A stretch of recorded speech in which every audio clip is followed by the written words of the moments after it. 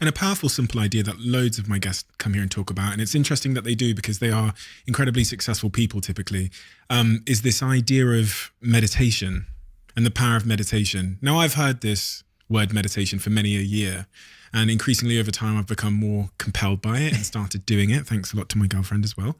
And you write about it a lot in your book. I mean, a couple of the chapters mention, pretty much several of the chapters mention the power of meditation. Talk to me about this simple idea of meditation and what the impact has been for you and can be for those listening. So in the book, I present 3 different types of meditation that I was trained in as a monk and that I was exposed to. And they are breathwork, visualization, and mantra. So if you look at all types of meditations that exist today in the world, there are 3 tools or 3 formats in which you can do it. Breathwork, obviously, naturally, it says it in the name. It's all about your breathing. And breathwork is generally aimed at body and physical. So if you're having physical anxiety, physical stress, if you're rushing around, your heart rate's gone up, breathwork is a beautiful way to come back into alignment. Now, visualization is really interesting because visualization is used by everyone from Lewis Hamilton when he's driving his car around a track through to David Beckham before he took a free kick. Visualization was the art of sitting in one place, closing your eyes and visualizing, what's that track going to look like? What's that turn going to feel like? How's that ball going to move? It's visualizing the process, not the result. And that's what's fascinating. Western society has made it all about visualizing the result. Visualize yourself at the top of the podium and the goal. The smartest people in the world are visualizing the process and the work and the journey. And that's where manifestation's gone wrong. We can get back to that. And then finally, mantra or sound. So the oldest texts on meditation believe that sound has the power to transport and connect us in a way that no other type of meditation can. Now, we all have experience of this.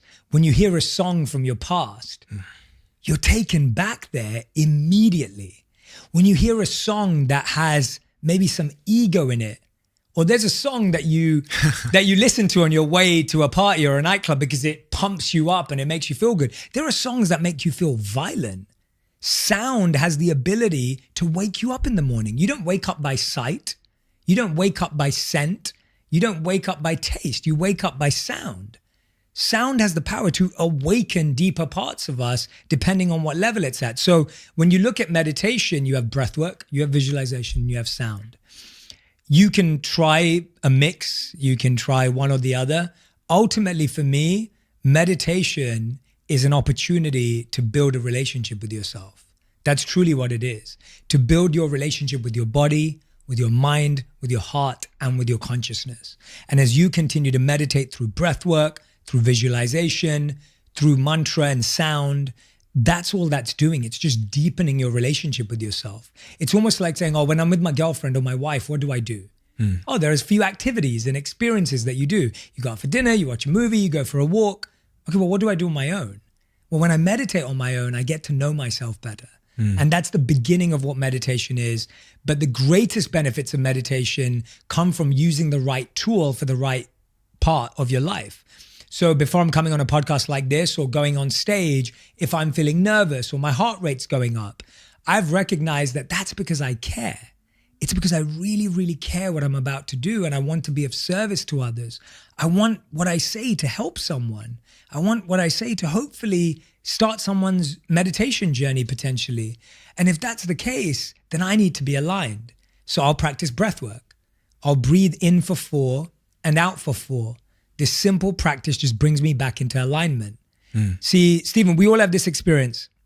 How many times have you ever woken up and you feel your mind is ahead of your body?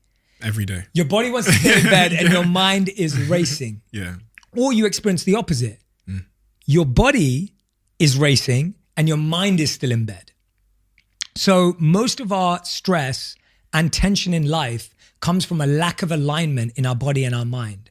Our body's racing 100 miles per hour and our mind is slow, or our mind's racing 100 miles per hour and our body's slow.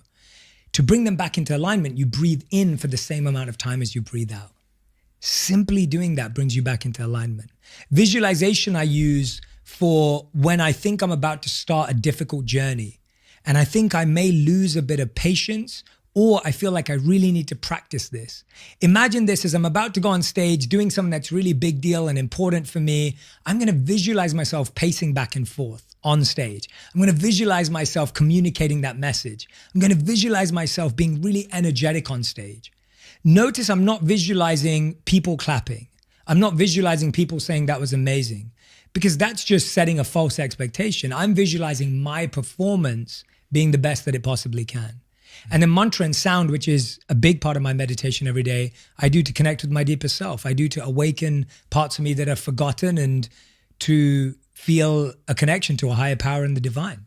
There's so many people listening, right? And you said that so beautifully and eloquently, who I imagine listen to me doing these podcasts, and they've maybe tuned in because they wanted a business podcast, and they go, oh, here goes Steve again talking about meditation or whatever.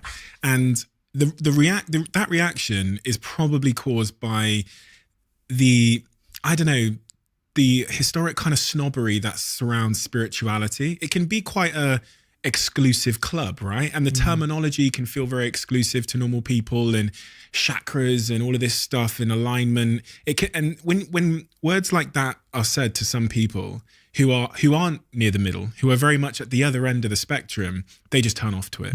So if I was to be someone who's listening to this now, driving in my van on my way to work this morning, and I see a lot of people in their vans driving, listening to the podcast, what would you say is a really good, just a first step to investigate for themselves subjectively if meditation can add value to their life? Where would they start? Yeah, I would say that the first thing you want to do is put something in your schedule, in your calendar, which is time for you.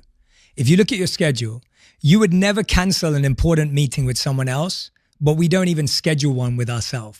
There is nothing in the calendar that's time with myself, time for me, time for you, time for just this whole thing that's going on right now.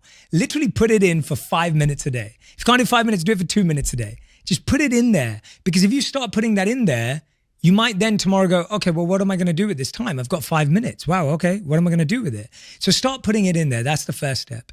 The second step, I would say, is definitely focus on your breath. I think the breath is just something we can all relate to. It's tangible. By the way, athletes have to learn how to control their breath. Musicians have to learn how to control their breath. Whether you're Adele or whether you're a football player, you have to learn how to breathe in order to perform.